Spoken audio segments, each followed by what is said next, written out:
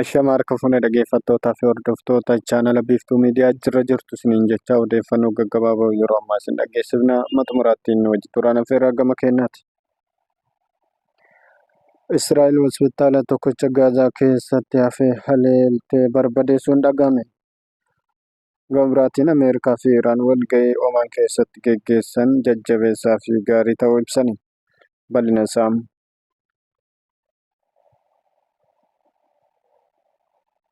haleellaa Israa'el raawwatteen kutaalee wal'aansaa dhukkubsattoota hordoffii addaa akkasuma baqaqsanii yaaluu dhaabbatan wal'aansaa guddicha magaalaa Gaazaa keessaa barbadeessuu isaa gareen Hamaas beeksise. Waraabbiin viidiyoo toora intarneetii irratti maxxanfame erga haleellaan misaa'ilaa gamoo abbaa darbii lama rukuteen booda laboomni ibiddaa fi aarri guddaan hospitaalicha keessaa ol ba'uun ni mul'ata. Dhukkubsattoota muraasa ammallee ciisanii hospitaalichatti yaalamaa turan dabalatee namoonni bakka sanarraa yoo baqatan ni mul'atu. Gaazexeessaan naannichaa tokko akka jedhetti raayyaan ittisaa Israa'el ADF doktaraaf bilbiluudhaan akka baqatan akeekkachiisa kenneera jechuudhaan dubbate.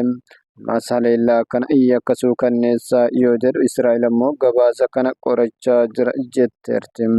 Akka tajaajila balaa tasaa siviiliittiin namni haleellaa kanaan du'e hanga ammaatti hin gabaafamne.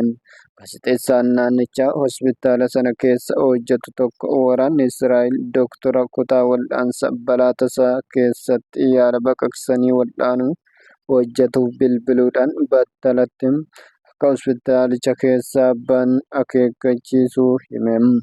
Dhukkubsattoonni hundii fi namoonni bakka jireenyaa irraa buqqa'anii bahuun gara lafa nagaa qabeessaatti baqachaa yeroo jiran ni mul'isa.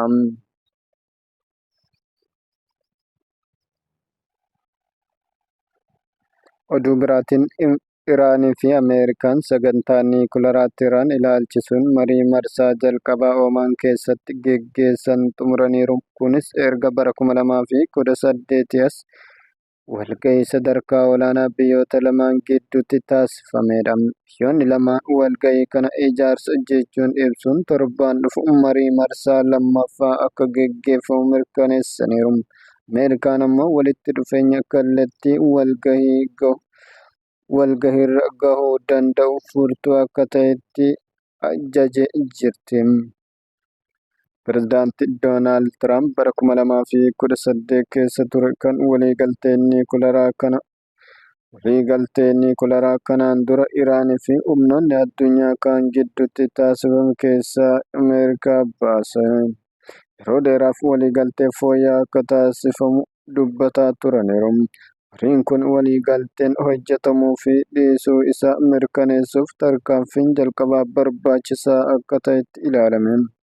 Walgahiin sa'aatii 2.5 yeroo jalqabaaf taa'ame gabaabaa fi kan kabaja qabu jechuudhaan himama. Marsaa lammaffaaf waltajjii mijeesseera jechuunis dubbatamaa jira.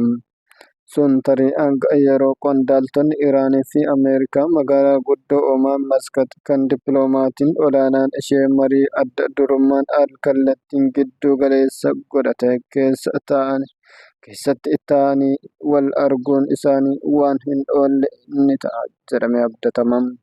Erga Tiraamp bara aangoo isaanii jalqabaa keessa bara 2015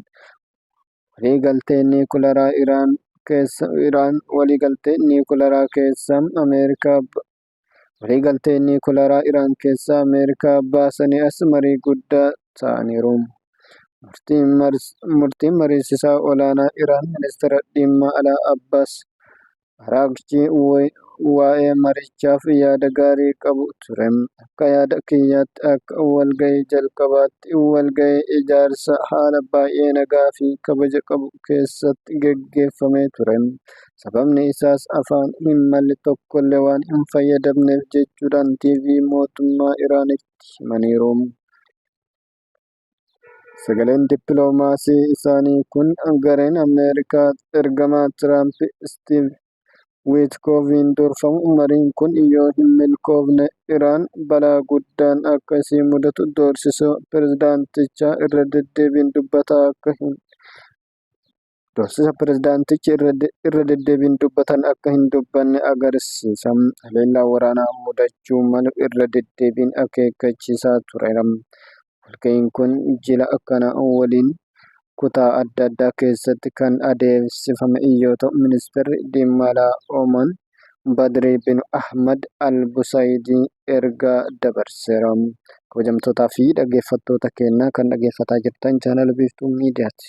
Waan dhaggeeffataniif galanni keenya guddaadha. Warroonni chaanala kanaaf haarawaa taatan sabskiraayib, sheer gochuudhaan odeeffannoo gaggabaabaa yeroo yerootti isin bira gahu akka hordoftan gabanumaan isin affeerra. Waan dhaggeeffataniif galatooma.